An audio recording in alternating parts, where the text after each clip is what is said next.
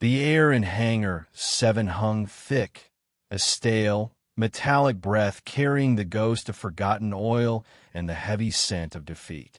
Sunbeams, sharp and unforgiving, carved through the gloom, illuminating what lay beneath. 3 skeletal shapes, once mighty 60 Black Hawks, now reduced to the silence of ghosts. Not merely broken, but utterly condemned. One stared blankly, its cockpit canopy a mosaic of shattered plexiglass, like a blind eye gazing into an abyss of nothingness.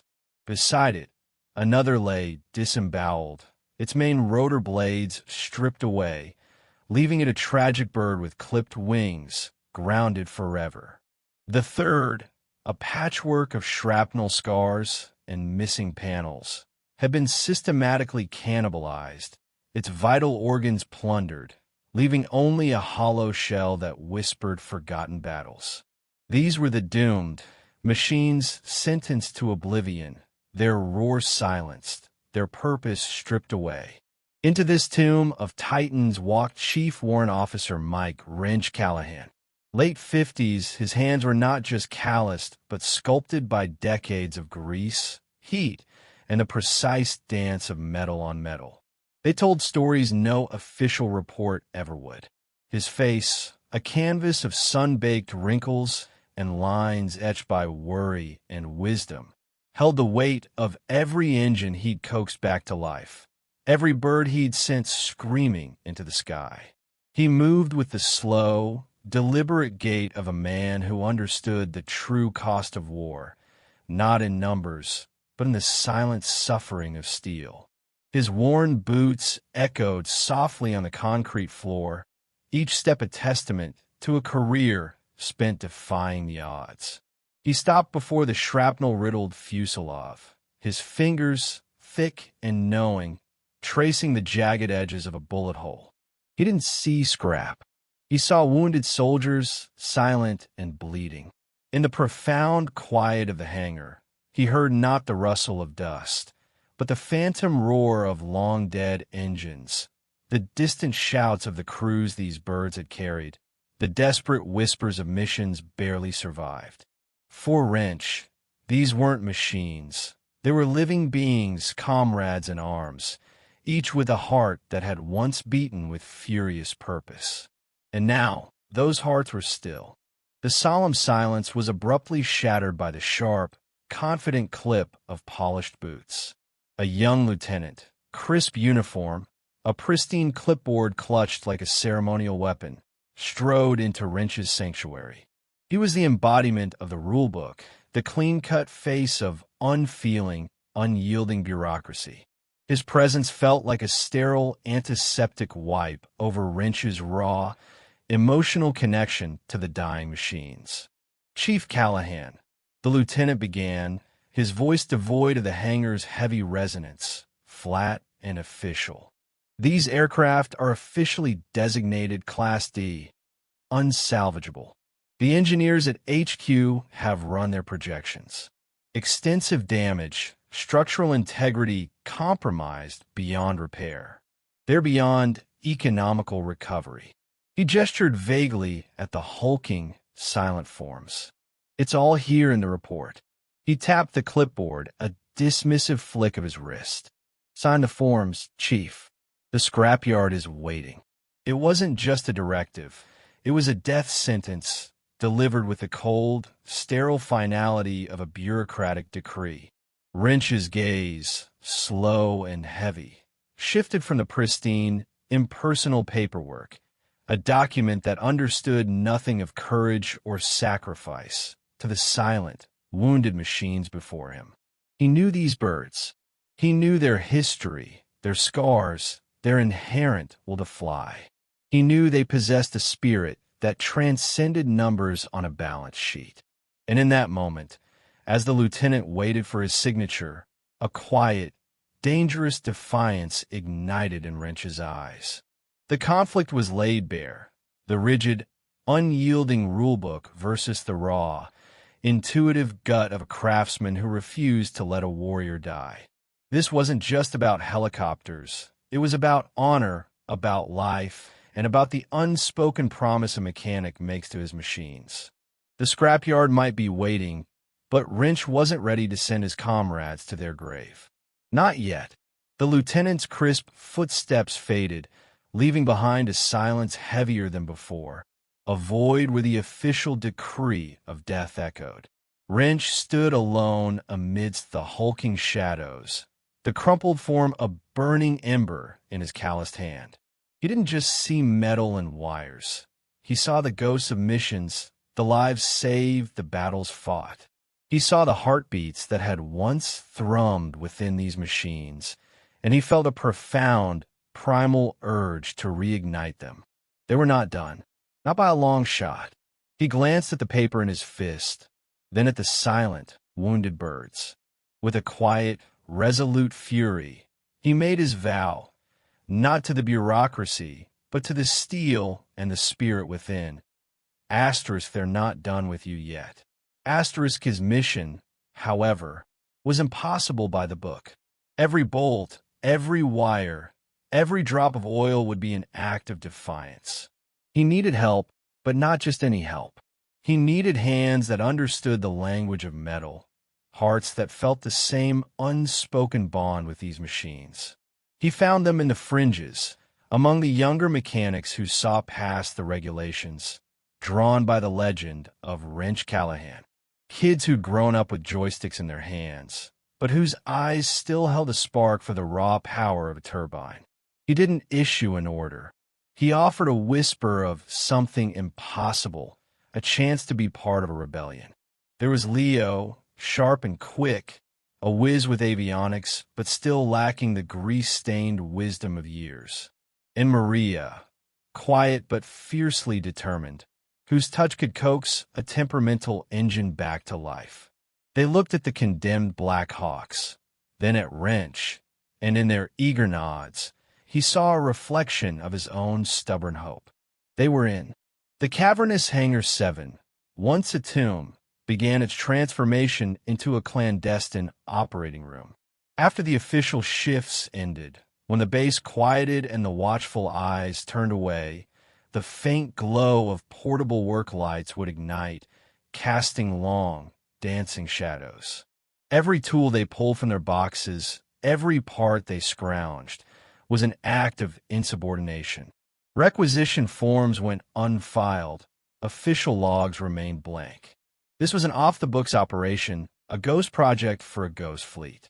They moved with the hushed urgency of conspirators, their whispers swallowed by the vastness of the hangar, the only sounds the metallic clink of tools and the soft rasp of grinding. The air, once heavy with defeat, now hummed with a quiet, dangerous energy. Each of the three Black Hawks presented its own fatal flaw, a riddle whispered in damaged steel. But one they knew was the true test, the one the engineers at HQ had deemed utterly beyond hope. Blackout, the bird with the shrapnel-damaged transmission.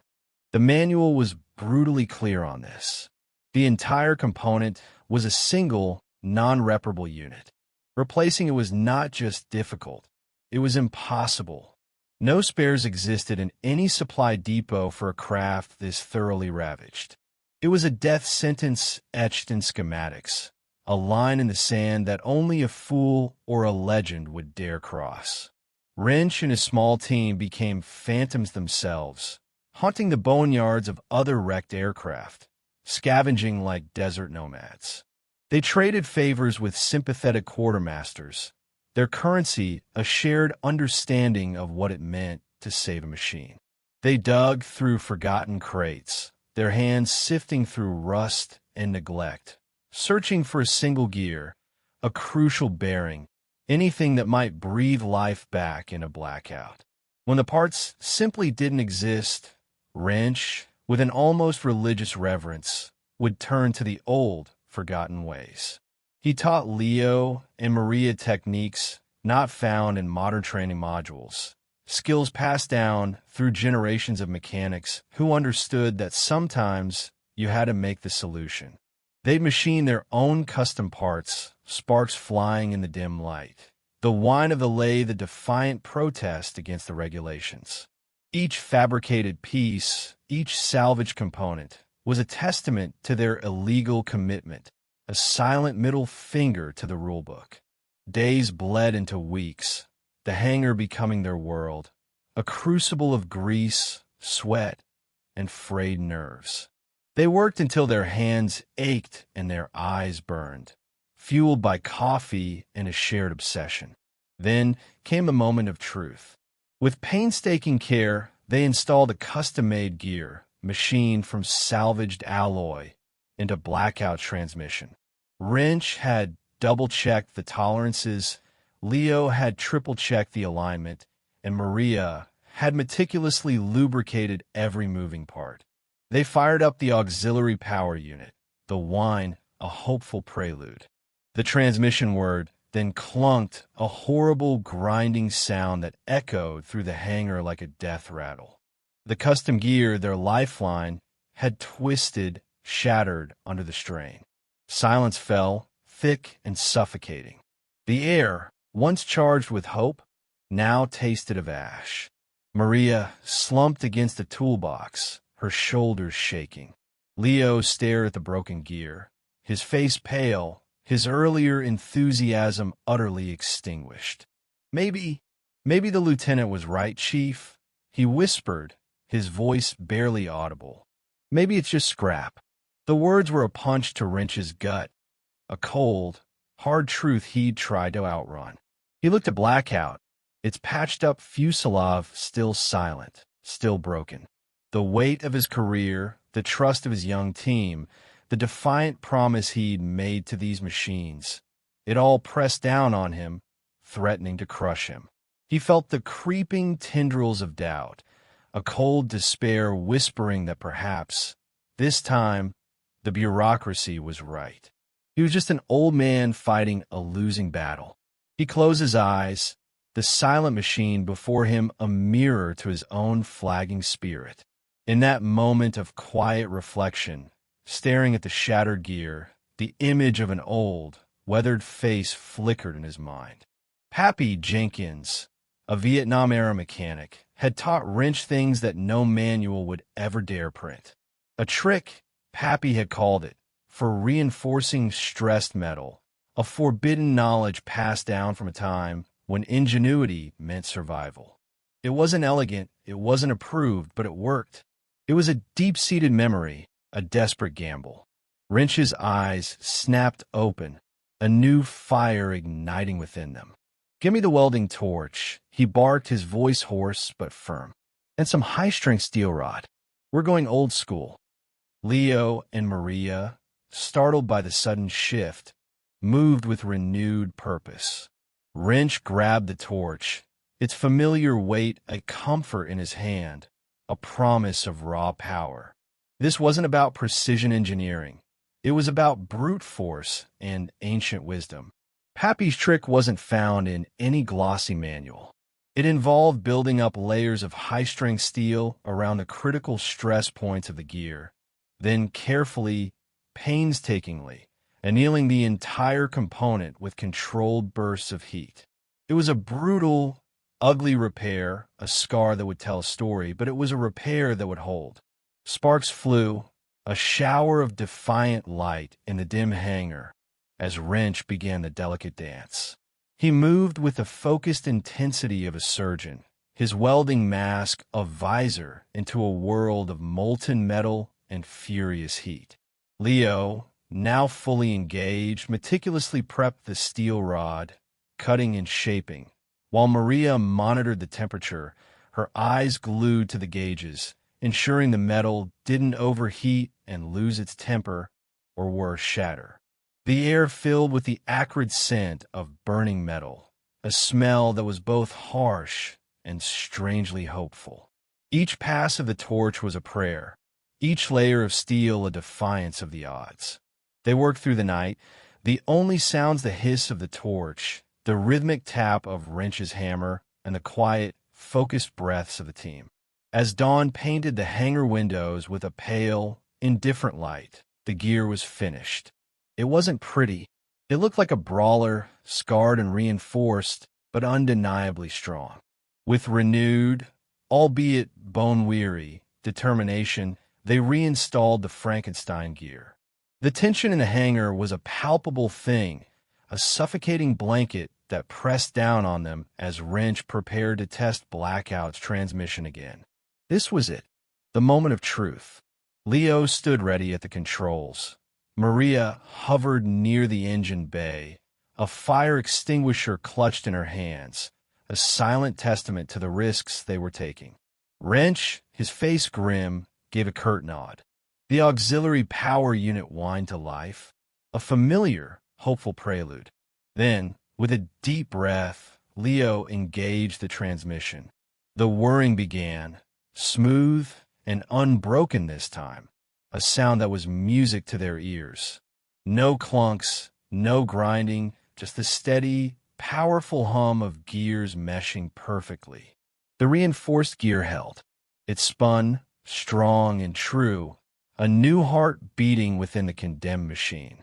A collective sigh of relief swept through the team, followed by a quiet, almost reverent cheer. Blackout had a heartbeat again. Buoyed by this impossible victory, a fierce energy surged through the team. The success with Blackout wasn't just a repair. It was a revelation, a proof of concept. If they could bring Blackout back from a brink, then Scar, the bird with the shattered canopy, and Echo, the one cannibalized for parts, were within reach. The hangar transformed from a secret operating room into a relentless assembly line of resurrection. They scavenged more aggressively, their network of sympathetic suppliers expanding. Wrench pushed them harder, his own fatigue forgotten in the face of their growing triumph.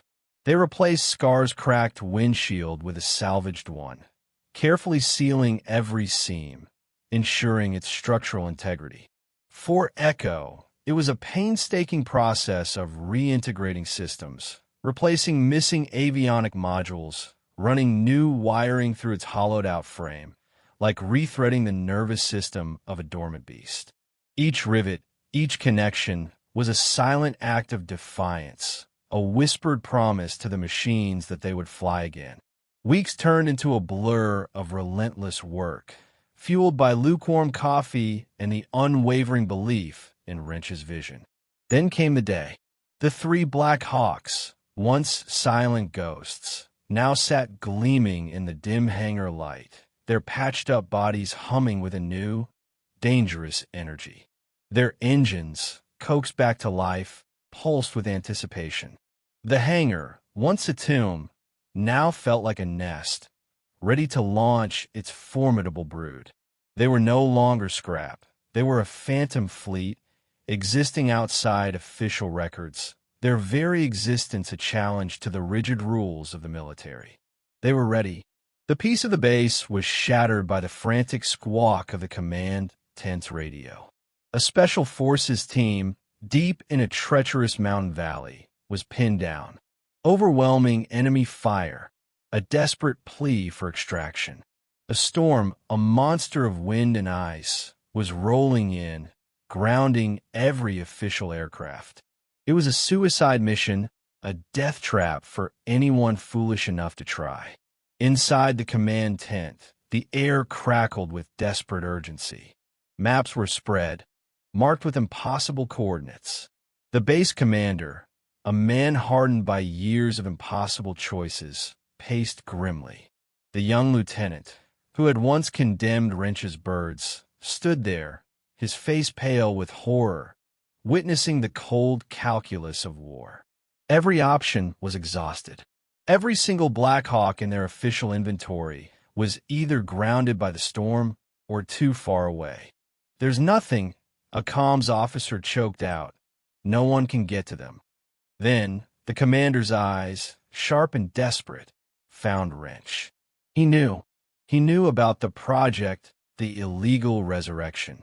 He had turned a blind eye, allowing a craftsman's stubbornness to defy the regulations.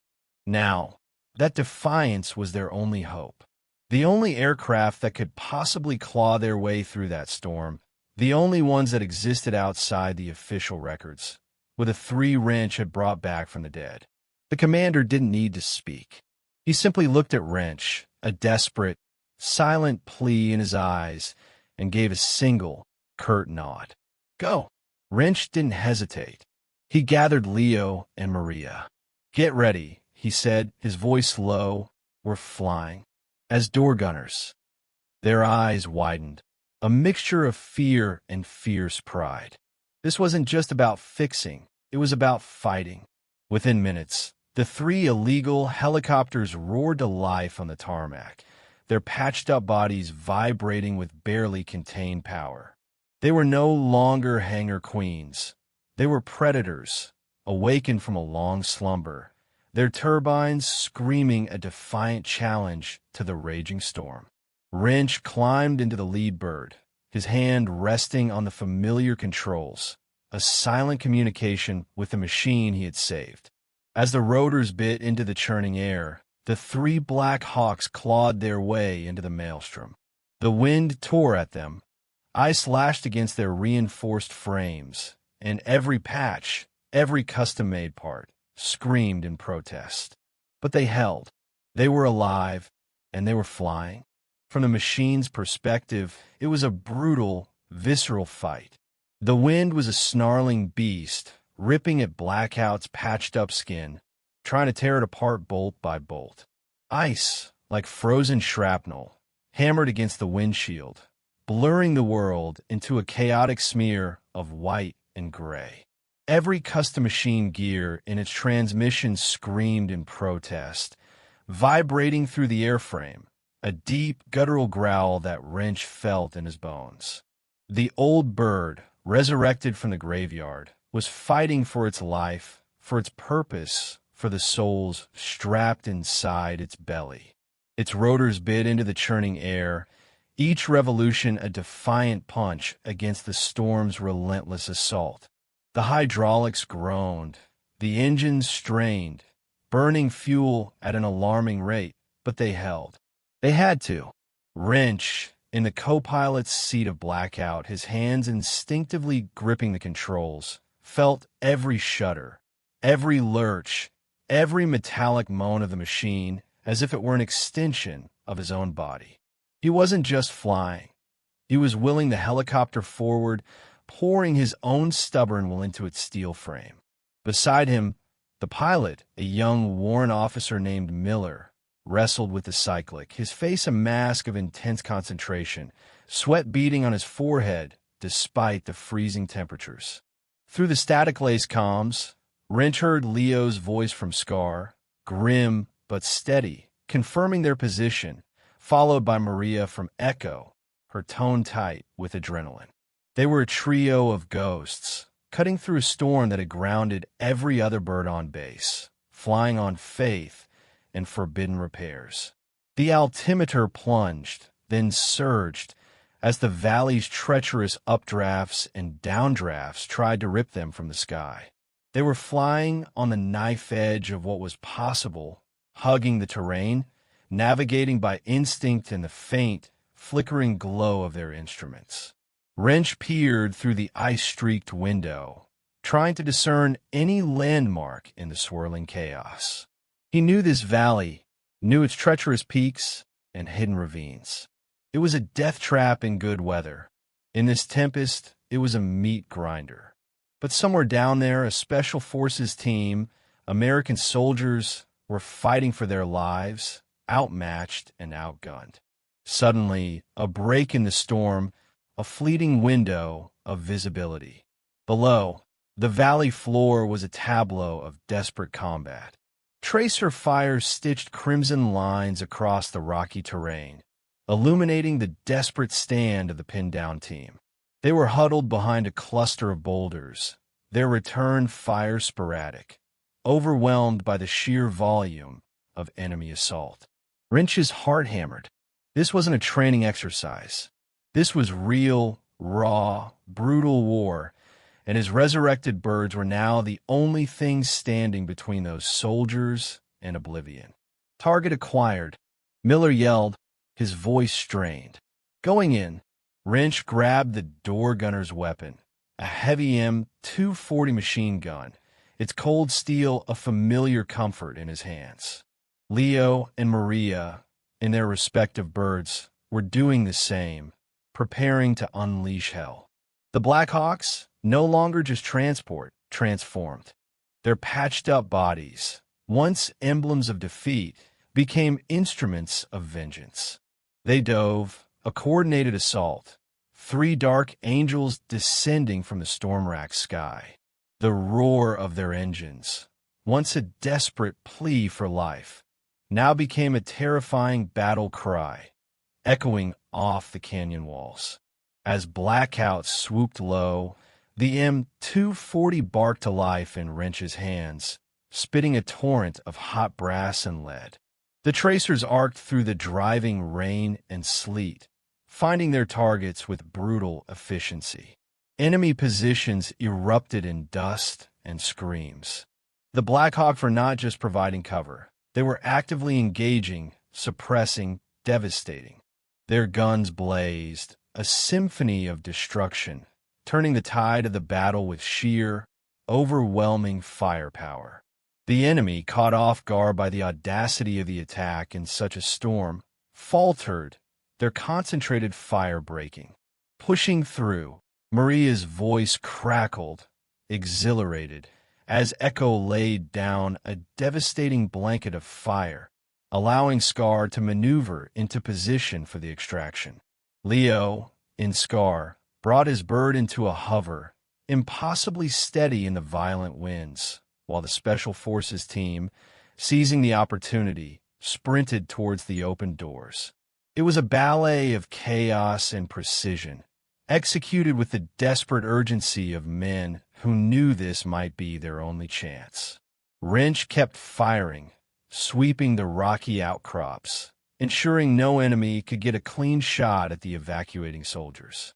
He saw a flash of movement, a glint of metal, and instinctively hosed down the area, silencing the threat. The Blackhawks, these condemned machines, were performing flawlessly, their patched-up bodies holding true, defying every regulation, every engineering report that had declared them dead. They were operating beyond their official limits, pushed to the edge, and proving their worth in the most brutal crucible imaginable. One by one, the Special Forces operators scrambled aboard, their faces grim, their movements swift. The valley floor was still a maelstrom of gunfire, but the balance had shifted. The enemy was on the defensive, scattered, broken. As the last man clambered into Scar, Leo's voice, hoarse with triumph, came over the comms. All aboard. Pulling out. The 3 Blackhawks, their mission accomplished, didn't linger. They peeled away from the now decimated enemy positions, climbing back into the furious embrace of the storm. The return flight was less chaotic, but no less harrowing. The storm still raged, battering their frames, but a new kind of energy coursed through the machines and their crews. They had faced death, defied the odds, and emerged victorious. Wrench leaned back against the bulkhead, the M240 still warm in his hands, his muscles aching, his ears ringing from the sustained gunfire. He looked out at the churning clouds, the flashes of lightning illuminating the rain-streaked darkness. Blackout, his bird, his warrior, shuddered but held its course, carrying its precious cargo back to safety. It wasn't just a helicopter anymore.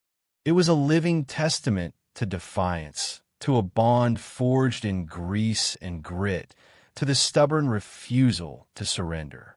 The illegal repair had not just turned a doomed machine into an operational one. It had turned it into a true killer of the air, a savior in the storm. The journey back was a muted echo of the fury they had just navigated. The storm, though still raging, seemed less monstrous now, its winds merely testing their resolve rather than threatening to shatter it. Blackout, Scar, and Echo, caked in mud and sleet, their frames vibrating with the residual energy of battle, sliced through the turbulent air with a newfound grace. They were no longer just machines. They were entities that had stared death in the face and roared back. Wrench, his body a symphony of aches and adrenaline, watched the radar screen, guiding the formation through the worst of the weather. Miller, beside him, still gripped the cyclic with white knuckles, but the tension in his shoulders had eased, replaced by a quiet awe. Leo and Maria, their voices weary but triumphant over the comms, confirmed their positions, their youth momentarily forgotten in the crucible of combat.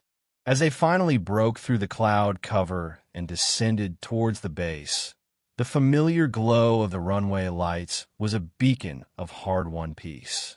The ground crew, illuminated by the floodlights, watched in stunned silence as the three battered Blackhawks, officially written off, touched down with a collective sigh of hydraulics.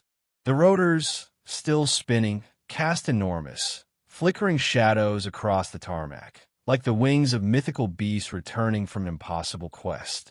Then, slowly, gracefully, they wound down, their powerful turbines spooling into silence, leaving behind only the rhythmic ticking of cooling metal, a heartbeat slowing after a monumental effort. Wrench was the last to disembark from blackout, his boots heavy on the tarmac. The air, crisp and cold, carried the scent of jet fuel and rain, a stark contrast to the acrid gunpowder and fear of the valley. He watched his bird, now utterly still, its battle scars glistening under the floodlights. Patches of fresh mud clung to its fuselage, streaks of soot marred its once pristine paint, and the custom-welded gear, hidden deep within its transmission, had just proven its impossible worth. He didn't feel elation, not exactly. It was something deeper, a quiet satisfaction that settled in his bones, a craftsman's pride in a job not just done, but done against every rule and every expectation. Leo and Maria, their faces streaked with grime, but their eyes shining with an almost childlike wonder, approached him. There were no triumphant shouts, no backslapping, just a shared, silent understanding. They had been part of something extraordinary, something that defied the sterile logic of the reports. Wrench gave them a tired but genuine smile, a nod that conveyed more gratitude than any words could. "Go get some hot chow," he rasped, his voice hoarse. "You earned it." They nodded, their shoulders slumping with exhaustion, and headed towards the hangar, leaving Wrench alone with his three resurrected warriors. He walked slowly among them, a thermos of lukewarm coffee clutched in his hand. The Black Hawks, silent and imposing, seemed to breathe with him, their metal skins still warm from the flight. He ran his hand over the composite fuselage of Scar, feeling the faint vibrations, a silent communion with the machine. There would be no medals for his illegal work, no official commendations. The mission would be logged, the Special Forces team saved, but the means by which it was accomplished would remain buried in the shadows, a secret whispered among a handful of men and women. The bureaucracy, he knew, would simply find a way to absorb the anomaly, to sanitize the victory, or perhaps to quietly forget it ever happened. He took a sip of his coffee, the bitter warmth a welcome counterpoint to the cold reality of his situation. He was an old dog, and he had just pulled off the impossible, not for glory, but because he couldn't let these magnificent machines die. He looked up at the vast, indifferent night sky. The storm was slowly receding, leaving behind a scattering of stars that seemed to twinkle with a knowing complicity. Then he heard the familiar, crisp crunch of boots on the gravel. The young lieutenant, the one who had condemned his birds, emerged from the shadows of the command tent. His uniform, still pristine, seemed out of place amidst the raw grit of the tarmac. He walked slowly, deliberately, towards Wrench, his face unreadable in the dim light. There was no clipboard, no official papers this time.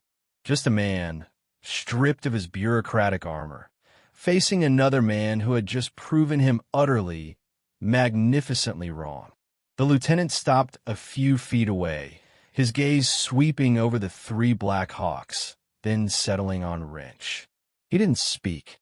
The silence stretched, thick with unspoken words, with the weight of official regulations and the undeniable truth of what had just transpired.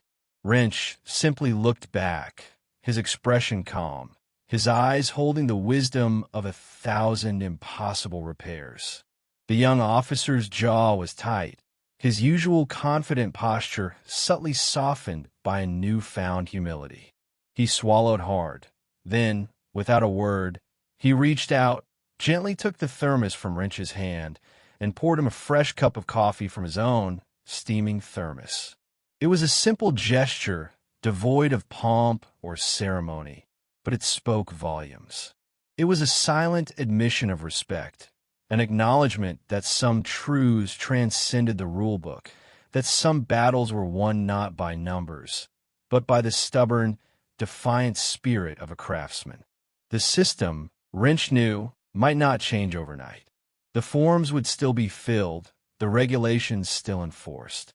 But in that moment, under the vast, indifferent sky, a man's worth had been undeniably proven, not by his rank or his adherence to procedure, but by the impossible life he had breathed back into 3 condemned warriors. The silent cup of coffee was more than just a drink. It was a truce, a recognition of a higher law, a quiet victory for the hands that knew what the books could never teach. He watched the steam curl from the cup, a small plume of warmth against the cold night. The lieutenant still stood there, not moving, not speaking, just observing Wrench and the machines. It was an unspoken vigil, a shared moment of reflection on the raw power of defiance and the silent, profound impact of human ingenuity when pushed to its limits. The hum of the distant generators, the faint chatter from the barracks, all faded into the background, leaving only the quiet dignity of the moment. Wrench took another sip, the coffee now tasting less bitter, more like a victory. The victory wasn't loud, it wasn't official, and it wouldn't be found in any report.